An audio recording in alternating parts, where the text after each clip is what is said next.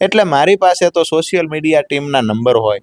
મેં પૂછ્યું કે આ કોણ આવું કરાવે છે, એટલે મને એને કીધું કે ભાઈ આવી આવી રીતે 100 કરાવે છે. બરાબર છે.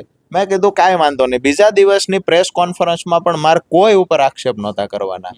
મારું જે કાંઈ મેં લખાણ કરીને આપ્યું એ જ મુજબ અત્યાર સુધી ખેડૂત માટે લડ્યો તો, આવનાર દિવસોમાં પણ લડવાનો.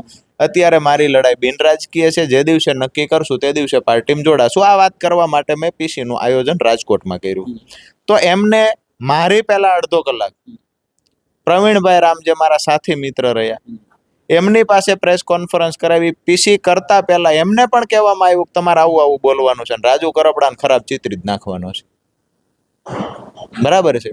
પછી આ કોણ કરાવતા એના નામ હું પ્રેસ કોન્ફરન્સમાં બોલ્યો. ભાઈ હું જે દી પાર્ટીમાં હતો તે દીએ મારાથી વાંધો રાખતા, જેલમાં ગયો તે દીએ વધારે સમય ફસાવી રાખવાની કોશિશ થઈ.